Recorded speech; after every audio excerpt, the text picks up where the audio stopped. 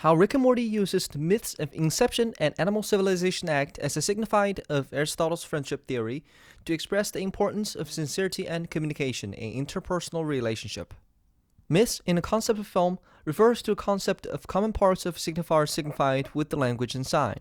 From the sign, which is the unit of meaning, to the signifier and the signified, the methodology of using myths effectively expresses the meaning of immediate text. In the second episode of Rick and Morty, as a very successful animation, I will analyze how it uses the myths of Inception and Animal Civilization Act as a signified to Aristotle's friendship models to address the importance of sincereness and communication in interpersonal relationships. I chose Season 1 and Episode 2 as the example, in which narrative develops in two separate dimensions: the ordinary world and the special world, which perfectly showcases Aristotle's friendship theory and Ganika's AOM theory correspondingly. This video essay will focus on the story of Special World, in which Rick and Morty hacks in his mathematics teacher's dream to alter Morty's mathematic grades, while plummeting deeper into multiple sequences after continually meeting crisis.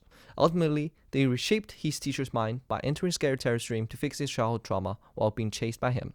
I chose this episode because it reflects a balanced power relationship between Rick and Morty, which rarely happens in the whole series, due to dominance on intelligence superiority by Rick. This creates a perfect environment for deepening their friendship more likely than any other episodes. Rick and Morty did it first by signifying other characters' relationship as symbolizing the pleasure and profit-based friendship of Aristotle's friendship theory. Then, the director contrasts Rick and Morty's partnership as a virtue-based friendship to address how this fosters deeper friendship. In the narrative of Special World, Rick and Morty, while being unable to solve the puzzle within the dream, are forced to repeatedly enter deeper layers of dream to slow down time and find a solution, avoiding their own demise within the dreamscape, while helping Morty to earn an A in maths. This is the second layer of the dream, an erotic party, which Morty's math teacher gazes upon Mrs. Pancake.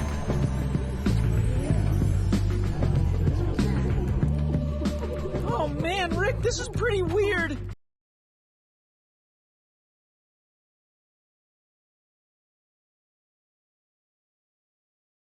Equally brilliant is how the director reveals symbolism of another type of Aristotle's friendship through underlying meaning of chaotic party by using similar associations. Don't judge, Morty. Okay, alright, well, look, Mrs. Pancakes is right over there. I'll just go ask her to tell Goldenfold not to kill us when she wakes up.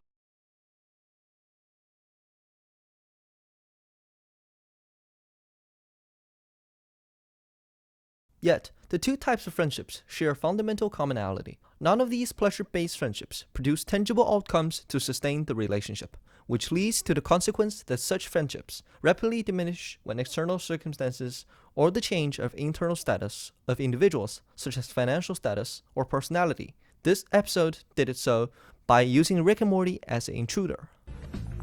Summer! Hey there, stranger. What do you think of these things? Oh, gross! Gross!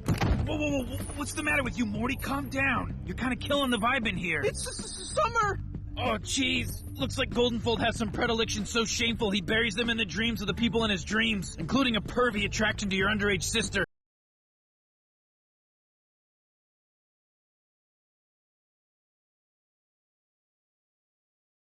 I swear to God, I'm with you! Rick. Sexual hang-ups in the pleasure chamber are punishable by death! Off with their heads!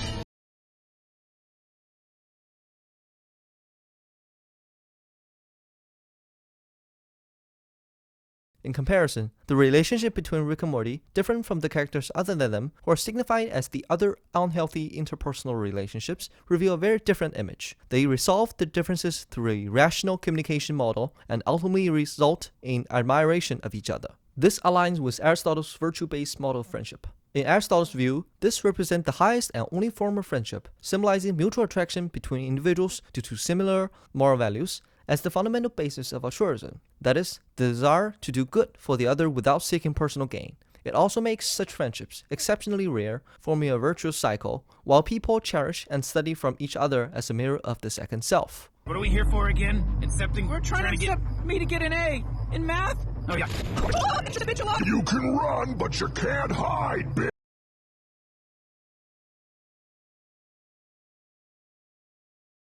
You know what? He keeps saying we can run, but we can't hide. I say we try hiding. But that's the opposite of what— Yeah, well, since when are we taking this guy's advice on anything? Hey, you know what? You got a really good point there, Rick. I think it's a good idea, Rick. Worst case scenario, we're back to running.